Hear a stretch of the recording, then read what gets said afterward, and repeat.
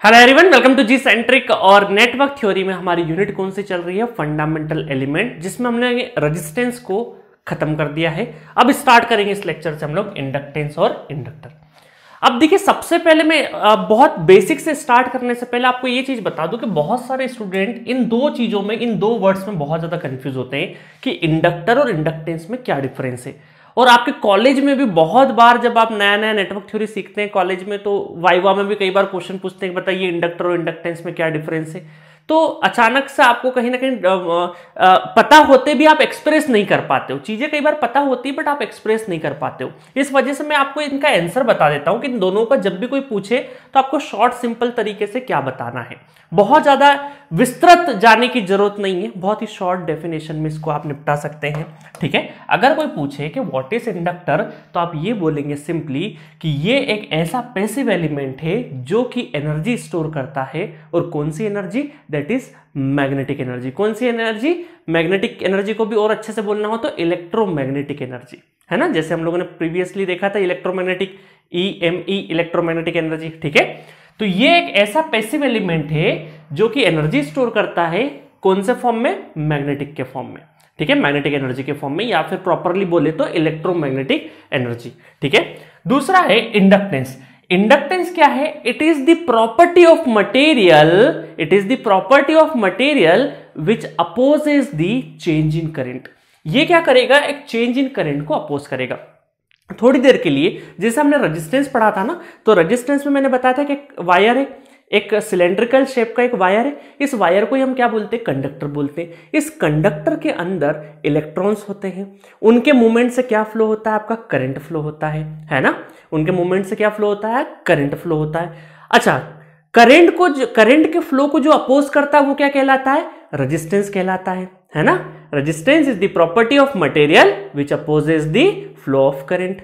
But inductance क्या है? Inductance किसको अपोज कर रहा है? कि अगर इस कंडक्टर के अंदर अगर करंट चेंज करेगा, कुछ भी वेरिएशन होता है करंट के अंदर, तो क्या हो जाएगा? आपका क्या एग्जिस्टेंस में आएगा? इंडक्टेंस प्रॉपर्टी शो करेगा। इस कंडक्टर के अंदर, अभी तक इस कंडक्टर के अंदर क्या होता था? इस कंडक्टर के अंदर, ये थोड़ी देर के लिए कंडक्टर मान लेता हूं, एक रजिस्टर था जिसको हम लोग रजिस्टर नहीं बोल के रेजिस्टेंस बोल सकते हैं। रेजिस्टेंस था, है ना, क्योंकि रजिस्टर क्या है? एक ऐसा डिवाइस है, बोल सकते हैं कि ऐसा एलिमेंट है जो कि एनर्जी डिसिपेट करता है ना। जैसे मुझे जरूरी नहीं लगा कि रेजिस्टेंस में आपको बताना चाहिए। रेजिस्टेंस और रजिस्टर में भी यही डिफरेंस है। रेजिस्टेंस क्या है? It is the property of material which opposes the flow of current. ठीक है, फ्लो ऑफ करंट को क्या करता है? अपोज करता है। और रजिस्टर क्या करता है? It is the passive element which dissipate the energy. कौन सी एनर्जी? I²R, हीट के फॉर्म में, है ना। जैसे बल्ब होता है, मान लो रजिस्टिव एलिमेंट है, तो बल्ब से हीट आती है कि नहीं, है ना। उसी हीट का हम यूज करते हैं उस तरीके से। अब सपोज करिए ये जो कंडक्टर है, अगर इसमें जो करंट फ्लो हो रहा है, थोड़ी देर के लिए करंट फ्लो हो रहा है, और ये जो करंट है अगर ये चेंज करेगा, ये करंट क्या करेगा? चेंज करेगा। तो चेंज इन करंट को, अगर ये करंट चेंज करता है, कम ज्यादा होता है, तो इस चेंज इन करंट को जो अपोज करता है उसको क्या बोलते हैं? इंडक्टेंस बोलते हैं। और उसका सिंबल कुछ इस तरीके से रहेगा जिसको इंडक्टेंस बोलेंगे। समझ में आ गया? तो चलो मैंने दोनों डेफिनेशन यहां पे लिख देता हूं। ठीक है, तो इसको लिख देता हूं मैग्नेटिक एनर्जी। ठीक है, तो मैंने शॉर्ट फॉर्म में डेफिनेशन लिख दी। It is a passive element design to store magnetic energy. ठीक है, एंड व्हाट इज इंडक्टेंस? तो इंडक्टेंस का क्या लिखेंगे? It is the property of material, it is change in current. ठीक है, तो it is the property of material which opposes the change in current. तो चेंज इन करंट को जो अपोज करे वो क्या कहलाता है? इंडक्टेंस कहलाता है। तो अब आपको ये चीज क्लियर हो गई कि इंडक्टेंस किसको बोलते हैं और इंडक्टर किसको बोलते हैं। बहुत ही बेसिक से बता रहा हूं, क्योंकि मुझे पता है कि वहां जो सामने देखने वाली जो ऑडियंस है, हो सकता है उनमें से बहुत लोगों के बेसिक्स क्लियर नहीं हो। इसलिए प्लीज नेटवर्क थ्योरी में मैं छोटा बेसिक भी आपको पढ़ाऊंगा, क्योंकि मैं रिस्क 1% का भी नहीं लेना चाहता। मुझे लगता है कि आपको कुछ भी नहीं आता ये सोच के मैं पढ़ाऊंगा। हो सकता है आप में से बहुत लोगों का नॉलेज पहले से हो, बट ऐसे बहुत सारे नीडी स्टूडेंट हैं जिनका स्कूलिंग बहुत अच्छा नहीं रहा हो। 11th 12th के टाइम पे बहुत सारे डिप्लोमा स्टूडेंट हो सकते हैं, तो उनका बेसिक्स क्लियर नहीं है। और चिंता मत करिए, एडवांस लेवल पे जाएंगे, थोड़ा अभी थ्योरेटिकल वर्जन है, क्योंकि इनके बारे में जानना बहुत जरूरी है, क्योंकि बहुत सारे इंटरव्यू वगैरह में इनसे क्वेश्चंस पूछे जाते हैं। क्योंकि हम बड़ी बड़ी चीजें सर्किट सॉल्विंग टेक्निक सीख जाते हैं, बट अगर किसी ने हमसे छोटी सी चीज पूछ ली, इंडक्टेंस, इंडक्टर, रेजिस्टेंस, कैपेसिटेंस, तो इसमें हम लोग क्या हो जाते हैं, फिर चुप हो जाते हैं, तो अच्छा नहीं लगता है ना उस टाइम पे, कि इतना पढ़ने के बाद भी अगर हम एक छोटा सा आंसर नहीं दे पाए तो उस टाइम पर हमें बिल्कुल शर्मिंदगी नहीं होनी चाहिए। चलिए अब इसको स्टार्ट करते हैं थोड़ा सा अलग तरीके से पढ़ना। थोड़ी देर के लिए मैं आपको एक चीज बताता हूं कि हम लोगों ने अभी तक एक कंडक्टर लिया था, है ना। सपोज करिए कंडक्टर है, एक लाइन खींच दी मैंने, एक कंडक्टर है, ऐसा पेन जैसा है ना, सिलेंड्रिकल फॉर्म में कंडक्टर है, और अगर इस कंडक्टर में कोई करंट पास करता है आई अमाउंट का करंट पास करता है ना। अभी हम लोग मेजरली हमारा डीसी पे ही फोकस है, एसी पे फोकस नहीं, एसी एनालिसिस अलग से हम लोग पूरा थ्योरी पढ़ेंगे। तो मान लेते हैं ये करंट जा रहा है, तो इस कंडक्टर में, किसी भी कंडक्टर में अगर करंट है, मतलब इसको क्या बोल देते हैं हम लोग, करंट कैरिंग कंडक्टर। क्या बोलते थे, करंट कैरी, जो करंट को कैरी करे वो करंट कैरिंग कंडक्टर, है ना। आपने बहुत सारी डेफिनेशंस में 11th 12th में पढ़ा होगा। तो एक करंट कैरिंग कंडक्टर में अगर करंट जा रहा है, मतलब एक कंडक्टर में करंट जा रहा है, तो उसके आसपास सराउंडिंग में क्या होती है, मैग्नेटिक फील्ड लाइंस बनती है, ठीक है। तो इसके सराउंडिंग में क्या बनेगा, इसके सराउंडिंग में मैग्नेटिक फील्ड बनेगी, इसके सराउंडिंग में क्या बनेगी, मैग्नेटिक फील्ड बनेगी, मैग्नेटिक फील्ड। तो ये जो मैग्नेटिक फील्ड है, मैग्नेटिक फील्ड एमएफ, इनका जो नेचर है वो क्या रहेगा, वीक रहेगा, वीक मैग्नेटिक फील्ड है, बहुत छोटे अमाउंट की मैग्नेटिक फील्ड है। बट इस कंडक्टर के अंदर जो करंट जा रहा है और उसकी वजह से जो मैग्नेटिक फील्ड प्रोड्यूस हो रही है, अब सपोज करो हमें अगर कमर्शियल एप्लीकेशन में यूज करना हो, है ना, यूज करना हो, और हमें चाहिए, हमारी रिक्वायरमेंट है कि ये जो मैग्नेटिक फील्ड है ये स्ट्रांग रहे, तो ही हमारा काम होगा। सपोज करो हम लोग कुछ ऐसा बनाना चाहते हैं जिसमें हमें magnetic field strong magnetic field की जरूरत है, तब तो ये कंडक्टर के अंदर जो करंट जा रहा है सिंपली उससे जो मैग्नेटिक फील्ड प्रोड्यूस हो रही है, तो ये तो वीक है, तो ये तो हमारे काम की नहीं रहेगी। तो अब हमारे सामने दो ऑप्शन है कि अगर मुझे इस कंडक्टर के अंदर मैग्नेटिक फील्ड को स्ट्रांग करना है, तो उसके दो तरीके हैं। पहला तो हम लोग अगर करंट को बढ़ा दें तो बहुत ही बढ़िया, करंट बढ़ते जाएगा तो मैग्नेटिक फील्ड भी बढ़ती जाएगी। बट करंट बढ़ाने के साथ में हमारे पास एक डिसएडवांटेज ये है कि कंडक्टर का साइज भी हमें बढ़ाना पड़ेगा, क्योंकि करंट का अगर मैग्नीट्यूड, क्योंकि हर कंडक्टर का एक कैपेसिटी है कि उतने ही अमाउंट का करंट झेल पाएगा, उससे ज्यादा फ्लो करा दिया तो कंडक्टर ही जल जाएगा, है ना। तो अगर हम करंट बढ़ाते हैं, करंट बढ़ाने के साथ अगर मैग्नेटिक फील्ड बढ़ाते हैं, तो हमें कंडक्टर का साइज भी बढ़ाना पड़ेगा, जो कि हमारे लिए फिर कॉस्टिंग बढ़ जाएगी।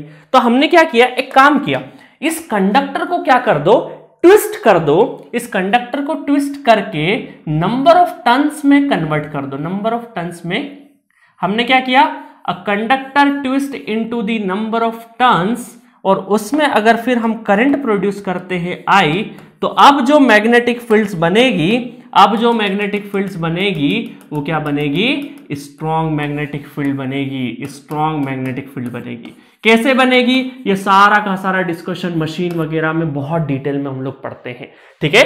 तो हम यहां से एक डेफिनेशन ड्रॉ कर सकते हैं, लिख देता हूं मैं डेफिनेशन, कि अ कंडक्टर, है ना, क्या है, conductor twist into the number of turns then called inductor is known as inductor, और क्या बोल सकते हैं उसको हम लोग, कॉइल बोल सकते हैं। क्या बोलते हैं, कॉइल, ठीक है। तो ये आपको मशीन वगैरह में बहुत ज्यादा यूज होगा। बाकी डिटेल वर्जन में कैसे फ्लक्स सेटअप होता है, सारा चीज हम लोग बहुत इत्मीनान से बहुत डिटेल में पढ़ते हैं मशीन वाले चैप्टर में। तो हम लोग एक डेफिनेशन क्या बोल सकते हैं कि conductor twist in number of turns is known as inductor, और कॉइल, इसी को हम क्या बोलते हैं, कॉइल बोलते हैं, ठीक है। तो यहां से एक चीज क्लियर है। चलो अब आगे की दूसरी बात पे चलते हैं। तो ये जो फ्लक्स है हमारा, जिसको हम मैग्नेटिक फील्ड लाइंस बोलते हैं, तो इसको हम लोग पॉपुलरली क्या बोलते हैं, फ्लक्स, ठीक है। सपोज करो ये हमारा इंडक्टर, कंडक्टर को हम लोगों ने नंबर ऑफ टर्न्स में ट्विस्ट कर दिया, ठीक है, ट्विस्ट कर दिया, इसको इस साइड में ले जाते हैं,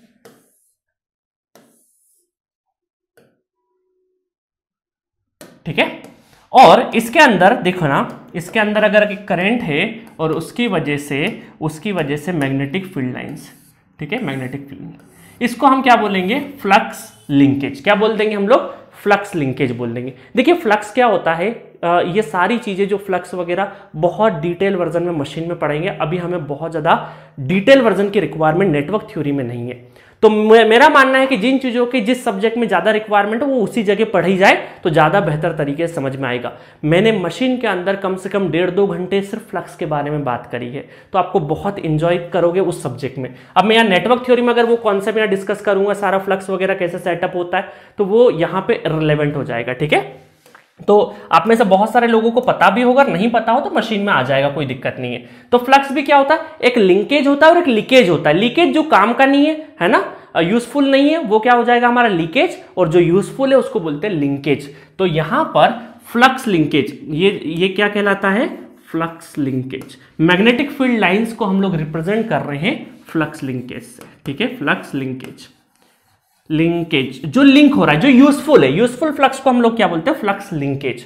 ठीक है, और ये डिनोट कैसे करते हैं हम लोग, डिनोट करते हैं phi into number of turns, phi into number of turns. अगर एक ही टर्न्स होता, एक ही नंबर ऑफ टर्न रहता तो n इक्वल टू क्या हो जाता 1, और अगर यहां पे बहुत सारे नंबर ऑफ टर्न्स है तो जो फ्लक्स लिंकेज है जिसमें स्ट्रॉन्ग मैग्नेटिक फील्ड लिखा ना हम लोगों ने, तो ये पूरा का पूरा flux linkage, strong magnetic field lines बोले या फ्लक्स बोले, अभी एक ही समझो, है ना, मैग्नेटिक फील्ड लाइंस मतलब कि फ्लक्स अभी के लिए ऐसा ही समझो नेटवर्क थ्योरी के लिए। ठीक है, तो फ्लक्स लिंकेज इक्वल टू क्या होगा, n इंटू फाई, जिसको पॉपुलरली बहुत सारी किताबों में साई से भी डिनोट किया जाता है। क्या बोलते हैं इसको, त्रिशूल जैसा रहता है ना, ये साई बोलते हैं। ठीक है, दैट इज फ्लक्स लिंकेज। अब देखिएगा कि ये जो फ्लक्स लिंकेज है ना, समझिएगा, ये जो फ्लक्स लिंकेज है n फाई, ये किस पे प्रोपोर्शनल है, प्रोपोर्शनल टू करंट I। किस पे प्रोपोर्शनल है, करंट I पे प्रोपोर्शनल है। मतलब ये जो फ्लक्स लिंकेज, ये फ्लक्स लिंकेज जो है वो अगर इंक्रीज, मतलब वो कब इंक्रीज करेगा, अगर करंट इंक्रीज करेंगे तो भी दो चीजों पे डिपेंड कर रहा है, एक तो नंबर ऑफ टर्न, और दूसरा कि करंट बढ़ेगा तो ऑब्वियस है कि फ्लक्स लिंकेज बढ़ेगा आपका, है ना, और नंबर ऑफ टर्न से भी बढ़ रहा है क्योंकि number of turns directly multiply हो रहा है, 1 टन 2 टन 3 टन, जितने ज्यादा नंबर ऑफ टर्न्स होंगे उतना ज्यादा मल्टीप्लाई इस 5 में होके फ्लक्स लिंकेज का मैग्नीट्यूड बढ़ते जाएगा। बट ये ओवरऑल जो फ्लक्स लिंकेज जो प्रोपोर्शनल टू दी करंट, क्योंकि करंट बढ़ेगा तो वो भी बढ़ेगा। ठीक है, चलिए अब यहां पर प्रोपोर्शनलिटी साइन अगर हटा दे हम लोग, सॉरी प्रोपोर्शनलिटी ये जो है साइन ये अगर हटा दे तो एक कांस्टेंट इंट्रोड्यूस होगा जिसको बोलते हैं L, जिसको क्या बोलते हैं L, दैट इज इंडक्टेंस, और L का जो फॉर्मूला है वो बन जाएगा n phi divided by I, जिसको हम शॉर्ट फॉर्म में साई डिवाइडेड बाय I भी बोल सकते हैं, क्योंकि n फाई को ही हम क्या बोलते हैं, साई। तो ये फॉर्मूला हमारे काम का है। ठीक है, ये फॉर्मूला हमारे काम का है। तो इंडक्टेंस क्या है, इंडक्टेंस है n phi divided by current, और जिसकी यूनिट है ना, यूनिट लिख देते हैं जल्दी से हम लोग, यूनिट। अब साई जो है ना, n क्या है हमारा नंबर ऑफ टर्न्स है, तो सिंपली उसकी तो कोई एक इंटीजर है तो उसका तो कोई यूनिट होगा नहीं। फाई जो होता है उसकी यूनिट होती है वेबर। क्या होती है, वेबर। WB से, शॉर्ट फॉर्म में WB से इसको डिनोट करते हैं वेबर को, डिवाइडेड बाय करंट का में होता है एम्पेयर, एम्पेयर। ठीक है, तो weber per ampere, weber per ampere is the unit of inductance. But आपको इंडक्टेंस की यूनिट कौन सी याद रहती है, ये वाली याद नहीं रहती, आपको याद रहती है कि सर ये तो हेनरी है, हेनरी, मार्क हेनरी नहीं है ना, WWF वाला मार्क हेनरी नहीं है। ठीक है, ये जोसेफ हेनरी है, उनके नाम पर ये साइंटिस्ट है, इनके नाम पर ये इंडक्टेंस की यूनिट हम लोगों ने रखी है हेनरी। तो पॉपुलरली इसको कैसे डिनोट करते हैं, हेनरी से, बट इसकी एक और यूनिट वेबर पर मीटर भी है। अदर देन जो गेट एग्जामिनेशन होते हैं ना, SSC JEE या जो से छोटे लेवल के, छोटे लेवल का मतलब है, एक बार क्या हुआ ना कि मैं एक ऑफलाइन क्लास में पढ़ा रहा था जहां पे गेट के भी बच्चे थे और SSC के भी बच्चे थे। तो मैं जब भी बोलता था छोटे लेवल की एग्जाम, तो एक बच्चा मेरे पास आएगा, सर आप ऐसा मत बोला कर, एक छोटे लेवल का एग्जाम नहीं है ये। तो मेरा वो मतलब नहीं है ना उसको, डोंट टेक इट अदरवाइज, आप उसको अलग तरीके से मत लीजिएगा। छोटे लेवल का मतलब है कि गेट से, गेट एक बेंचमार्क है तो उसके नीचे वाले एग्जाम्स की बात करें, मतलब उससे इजियर एग्जाम्स की। बट ऐसा नहीं कि SSC JEE इजी, क्योंकि वहां पर कम टाइम में ज्यादा क्वेश्चन करने होते, तो वो एक अलग तरीके का एग्जाम है। बट हाँ, नॉलेज क्वेश्चन का वही होगा, बस लेवल बदलेगा। तो वहां पे फैक्चुअल बेसिस क्वेश्चन या फिर डायरेक्टली, क्योंकि कम टाइम में ज्यादा क्वेश्चन करना है तो कोई बहुत ज्यादा न्यूमेरिकल नहीं देते। बट गेट में क्या होता है, पूरा प्रॉपरली न्यूमेरिकल ओरिएंटेड पेपर आता है। आप इसी बात से अंदाजा लगा लो ना कि 3 घंटे में 65 क्वेश्चन करना है, और SSC JEE में कई बार 2 घंटे, SSC JEE या कोई भी स्टेट का ऐसा JEE का या AE का एग्जाम्स होता है कई बार, तो उसमें आपको 2 घंटे के अंदर ही 100 क्वेश्चन करने होते हैं। तो अब क्वेश्चन बढ़ गए, कम टाइम है, तो इसका मतलब आप हार्ड क्वेश्चन तो दे नहीं सकते, तो वहां पे इस तरीके की यूनिट क्या है, इंडक्टेंस की यूनिट क्या है, हेनरी है ही नहीं, वेबर पर मीटर है, तो आपको वेबर पर मीटर याद होना चाहिए। बट गेट में इस तरह के छोटे लेवल वाले क्वेश्चन कम देखने को मिलते हैं, ठीक है। तो आपका एग्जाम छोटा नहीं है, बोलने का मकसद थोड़ा समझिए। चलिए तो आगे बढ़े। अब एक चीज और बताओ कि यहां पर मैं बोलूं कि ये आपका जो इंडक्टर है ये लीनियर है, थोड़ी देर के लिए मैं, क्योंकि लीनियर की ही बात कर रहे हैं हम लोग, तो ये इसको अगर मैं लीनियर बोलता हूं, इसका मतलब है कि अगर मैंने n5 बढ़ाया तो उसी प्रोपोर्शन में करंट भी बढ़ना चाहिए, उसी प्रोपोर्शन में करंट बढ़ना चाहिए, तभी ये लीनियर रह पाएगा। अदरवाइज ये क्या हो जाएगा, सिर्फ करंट पे अगर इंडक्टेंस डिपेंड है तो हम क्या बोल सकते हैं, that is non linear inductor, ठीक है, that is non linear inductor. तो यहां से हम ये बोलेंगे कि अगर आपसे कोई पूछे कि इंडक्टेंस क्या फ्लक्स लिंकेज पे डिपेंड करता है, अगर कोई आपसे ये पूछे क्या इंडक्टर करंट पे डिपेंड करता है, तो आप क्या बोलेंगे, नहीं, एक लीनियर इंडक्टर या इंडक्टेंस है ना, अभी देसी भाषा में इंडक्टर इंडक्टेंस कोई भी हो, एक लीनियर इंडक्टेंस या लीनियर इंडक्टर ना तो फ्लक्स लिंकेज पे डिपेंड करता है ना ही करंट पे, ये डिपेंड करता है ratio of flux linkage to the current, ठीक है। ये वाला स्टेटमेंट लिख लेते हैं जल्दी से हम लोग, करंट, ठीक है। तो ये मैंने यहां पे डेफिनेशन लिख दी है, ठीक है। तो inductance does not depend upon the flux linkage and current, but it depends upon the ratio of flux linkages to the current, ठीक है। और अगर सिर्फ और सिर्फ करंट पे डिपेंड करेगा, इसका मतलब क्या है कि इंडक्टर आपका क्या है, नॉन लीनियर है, ठीक है। तो अभी हम लोग जितना भी पिछली बार भी रजिस्टर जो पढ़ा, रेजिस्टेंस पढ़ा जो हम लोगों ने, वो भी लीनियर पढ़ा। ये जो इंडक्टेंस है वो भी हम लोग क्या मान के चल रहे हैं कि लीनियर एलिमेंट की तरह ट्रीट करते हुए चल रहे हैं। तो लीनियर एलिमेंट के रिस्पेक्ट में ये डेफिनेशन लिखी, बट प्रैक्टिकली कई बार इंडक्टेंस जो होता है वो नॉन लीनियर भी होता है, ठीक है। आगे चल के मैं आपको बताऊंगा, जब ट्रांसफार्मर वगैरह पढ़ेंगे तो एयर कोर में जो इंडक्टेंस होता है वो थोड़ी देर तक तो लीनियर चलता है, उसके बाद सैचुरेशन आता है तो फिर नॉन लीनियर तरफ चले जाता है, ठीक है। तो जो आपका आयरन कोर का जो इंडक्टेंस होगा तो वो नॉन लीनियर रहता है, एयर का रहेगा तो वो लीनियर रहेगा, ठीक है। आगे चल के मैं सिंबल वगैरह सब बता दूंगा। चलिए, तो आपने यहां पर देखा कि एक कंडक्टर को कैसे हम लोगों ने एक कंडक्टर को ट्विस्ट किया into the number of turns और करंट फ्लो कराया, तो वहां पे मैग्नेटिक फील्ड हमें स्ट्रांग मिली और उसी मैग्नेटिक फील्ड लाइंस को हम लोग फ्लक्स लिंकेज से डिनोट करते हैं और उससे हम लोग एक इंडक्टेंस की प्रॉपर डेफिनेशन पे पहुंचते हैं। It is the ratio of flux linkage to the current और यूनिट क्या है, हेनरी और वेबर पर एम्पेयर, ठीक है। चलिए, एक इंपॉर्टेंट कॉन्सेप्ट और डिस्कस करते हैं, दैट इज ये क्या है आपका, देखिए इंडक्टेंस नॉर्मली, देखिए इसको मैं देसी डायग्राम भी बनाऊंगा, ये अंग्रेजी डायग्राम है, उसका थोड़ा सा देसी वर्जन भी बनाएंगे हम लोग, कि सपोज करो कोई स्टील है ना, या कोई भी स्टील या फिर कोई आयरन अलॉय, कोई भी आयरन का बना हुआ अलॉय है, वो लिया हम लोगों ने और उसके ऊपर हम लोगों ने क्या कर दिया, एक वायर को रैप अप कर दिया, वाउंड कर दिया हम लोगों ने, एक वायर को क्या कर दिया हम लोगों ने, वाउंड कर दिया। यह आपने 12th क्लास में भी पढ़ा होगा, है ना। तो एक आयरन या उससे बना हुआ कोई भी अलॉय मटेरियल लिया और उससे हम लोगों ने, है ना, अलॉय मटेरियल लिया और उसके ऊपर हम लोगों ने एक वायर को वाउंड कर दिया। वायर को वाउंड करने के बाद अगर हम लोगों ने यहाँ पे करंट फ्लो कराया, ठीक है, तो यहां पर क्या होगा, मैग्नेटिक फ्लक्स लाइंस, ठीक है, मैग्नेटिक फ्लक्स लाइंस प्रोड्यूस होगी। ये कैसे देखते हैं, 4 फिंगर को कर्ल करो तो थंब क्या दिखाएगा आपको, फ्लक्स दिखाएगा। ये वाला पूरा का पूरा कॉन्सेप्ट 2 घंटे मैंने ये वाला बहुत ही डिटेल वर्जन में मशीन में पढ़ाया है, क्योंकि मशीन में जो आपका ट्रांसफार्मर बना रहता है ना जिस कोर से, उसी का ये पूरा कंपोनेंट होता है और बहुत डिटेल में हम लोग वहां पर पढ़ते हैं।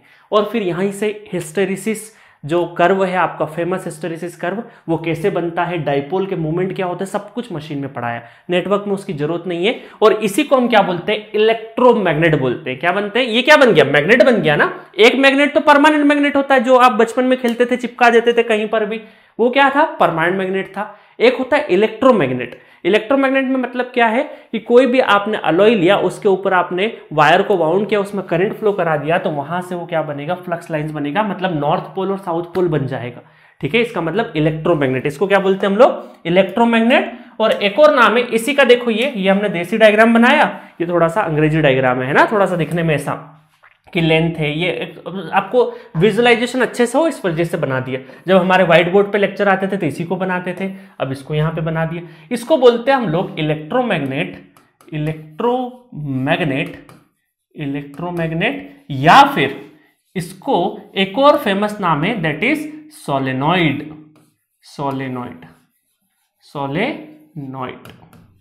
ठीक है, सोलेनोइड। तो ये पूरा पूरा लेंथ होता है, यहां पर भी ये लेंथ है आपका, ये लेंथ L, ठीक है। एरिया ऑफ क्रॉस सेक्शन कौन सा कहलाएगा, एरिया ऑफ क्रॉस सेक्शन, ये एरिया ऑफ क्रॉस सेक्शन, ठीक है। तो ये आपका देखिए एरिया ऑफ क्रॉस सेक्शन, ए से डिनोट किया, ये कोर मटेरियल है, ये नंबर ऑफ टन्स है, नंबर ऑफ टन्स है ना, ये नंबर ऑफ टन्स, कितने नंबर ऑफ टन्स आपने वाउंड करे, और ये लेंथ है, ये जैसे लेंथ है। तो जब इसका हम लोग लेबोरेटरी में एक्सपेरिमेंट करते हैं तो हमने पाया कि जो आपका जो इंडक्टेंस है ना, जो इंडक्टेंस है L, वो क्या होगा, proportional to the number of turn के स्क्वायर के। नंबर ऑफ टन के क्या है, नंबर ऑफ टन के स्क्वायर के प्रोपोर्शनल क्या कहलाया, आपका इंडक्टेंस कहलाया। सिमिलरली जब हम लोगों ने इसकी लेंथ देखी तो लेंथ के क्या कहा, जो इंडक्टेंस रहा वो लेंथ के इनवर्सली प्रोपोर्शनल रहा, ठीक है। और एक और हमने एक्सपेरिमेंट किया जिसमें पाया तो जो लेंथ है एरिया ऑफ क्रॉस सेक्शन के उसमें देखें तो जो इंडक्टेंस है, नॉट लेंथ, इंडक्टेंस जो है वो आपका क्या रहा, directly proportional to the area रहा।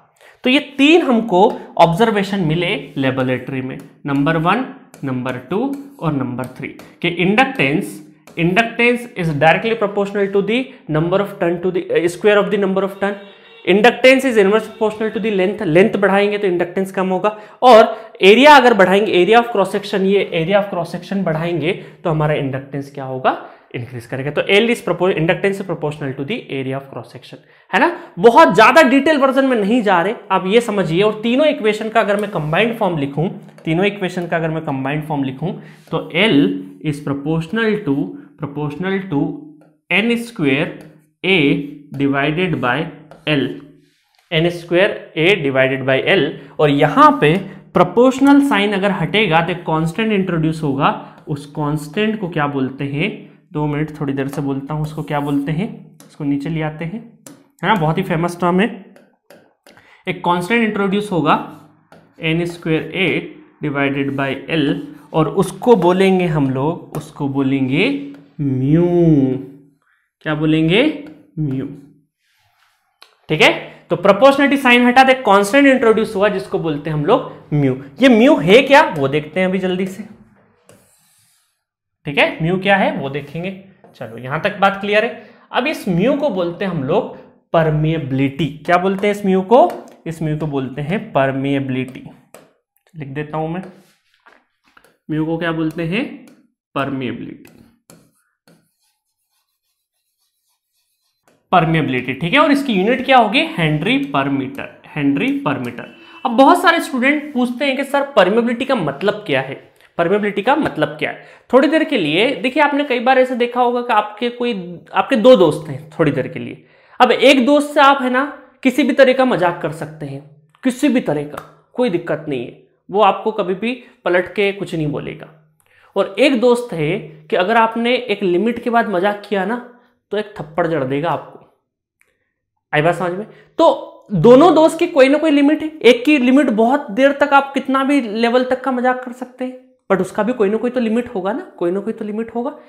एक दोस्त है जिसके एक लेवल तक जाने के बाद थप्पड़ पड़ सकता है, तो ये 2 दोस्त अलग अलग कैरेक्टरिस्टिक शो कर रहे हैं आपके, है ना। तो सिमिलरली कोई भी मटेरियल है तो वो उस मटेरियल की एक एबिलिटी होगी to allow energy, to allow energy, या बोल सकते हैं टू अलाउ मैग्नेटिक फील्ड। तो हम ये बोल सकते हैं what is permeability, permeability is ability to allow, और कौन सी एनर्जी, मैग्नेटिक एनर्जी की बात करें, क्योंकि इंडक्टेंस क्या स्टोर करता है, magnetic energy in the form of magnetic field. तो हम ये बोल सकते हैं permeability it is ability to allow magnetic field, it is ability to allow magnetic field. थोड़ी देर के लिए मैं एक एग्जांपल लेता हूं, मेरे पास कोई पेन नहीं है यहाँ पे, अदरवाइज थोड़ी देर के लिए मेरी ये फिंगर ये समझो कि ये लकड़ी की बनी हुई है और ये किसी कॉपर मटेरियल की बनी है, ठीक है। तो अब इन दोनों में क्या होगा, ये आपको क्या करेगा, रजिस्ट करेगा। ये जो लकड़ी है ये मैग्नेटिक फील्ड इसके अंदर से नहीं जाने देगा इतनी आसानी से, मतलब इतनी आसानी से अलाउ नहीं करेगा, बट ये जो कॉपर का बना हुआ वायर है ये ज्यादा अच्छे से अलाउ करेगा क्योंकि ये सपोर्ट कर रहा है, ठीक है। तो इसी तरीके से अलग अलग मटेरियल की अलग अलग परमेबिलिटी हो सकती है। जस्ट लाइक एयर और एक आयरन ले ले तो आयरन में से ज्यादा अच्छे से पास होगा, बट आपका जो एयर है उसमें से ज्यादा अच्छे से पास नहीं होगा, है ना, मैग्नेटिक फील्ड। तो हम ये बोल सकते हैं कि परमेबिलिटी क्या है, it is ability to allow magnetic field, कि मैग्नेटिक फील्ड अलाउ करने के लिए एक टर्मिनोलॉजी इंट्रोड्यूस करी, दैट इज परमेबिलिटी। अब देखिए इसमें क्या हुआ, इसमें दो तरह की बातें होती है। कौन कौन सी? म्यू है वो क्या रहेगा, mu naught, it is the product of mu naught and mu R, it is product of mu naught and mu R. अब ये म्यू नॉट क्या है? म्यू नॉट कहलाता है आपका absolute permeability, absolute permeability, absolute permeability. ठीक है, मैं पूरा नहीं लिख रहा हूं, परमेबिलिटी। और इसकी जो वैल्यू होती है वो फिक्स होती है 4 pi into 10 to the power -7 henry per metre. याद रखना क्या होती है, 4 pi into 10 to the power -7 henry per metre. और म्यू आर जो होता है that is relative permeability, that is relative permeability, relative permeability. ठीक है, पूरा लिख लेना, परमेबिलिटी। ठीक है, रिलेटिव परमेबिलिटी। अब रिलेटिव परमेबिलिटी का मतलब क्या वो देख लेते हैं। रिलेटिव परमेबिलिटी का है मतलब है कि म्यू आर अगर 1 एयर की बात करें, थोड़ी देर के लिए मैं अगर बात करूं एयर की, एयर एक मीडियम है, तो एयर की अगर मैं परमेबिलिटी की बात करूंगा, रिलेटिव परमेबिलिटी की, तो वो क्या हो जाएगी, 1 हो जाएगी। बट अगर मैं आयरन मटेरियल की बात करूंगा तो म्यू आर, अब आयरन भी डिफरेंट है, कास्ट आयरन, फेरोमैग्नेटिक, बहुत सारे अलग अलग तरह के आयरन मटेरियल है। तो आयरन की अगर मैं बात करूंगा तो म्यू आर कहां चले जाएगा, 1600 से लगाकर 2000 के बीच में एक रेंज लिख दी मैंने, है ना। इसका मतलब है कि ऐसे मटेरियल जो कि मैग्नेटिक फील्ड को सपोर्ट करते हैं, मतलब कि आपका चुंबक जिससे चिपकता है ना, वो क्या करेगा, मैग्नेटिक फील्ड को सपोर्ट कर रहा है कहीं ना कहीं, तो उसकी रिलेटिव परमेबिलिटी क्या रहेगी, ज्यादा रहेगी। ठीक है, उसकी रिलेटिव परमेबिलिटी आपकी क्या रहेगी, ज्यादा रहेगी। और नॉर्मल एयर है तो रिलेटिव परमेबिलिटी क्या होगी, 1 होगी। सीधी डिफरेंस कि रिलेटिव परमेबिलिटी, एक एयर लिया, मतलब ये वो दोस्त है आपका, है ना, ये वो दोस्त, इसकी एबिलिटी ज्यादा है, ज्यादा से ज्यादा मैग्नेटिक फील्ड पास करा सकता है अपने अंदर से, बट ये ज्यादा, एयर वाला जो मीडियम है वो ज्यादा मैग्नेटिक फील्ड पास नहीं करा सकता है। ठीक है, तो अब आपको समझ में आ गया होगा परमेबिलिटी का मतलब क्या। अब नेटवर्क थ्योरी के हिसाब से तो इतनी जानकारी इनफ है, मैं बहुत ज्यादा डेप्थ में नहीं जाना चाहता, अदरवाइज मशीन में बहुत ज्यादा डेप्थ में जाएंगे, नेटवर्क थ्योरी में इससे ज्यादा डेप्थ की जरूरत नहीं है। ठीक है, तो आपको सिंपली याद रखना म्यू क्या है, permeability, it is ability to allow magnetic field.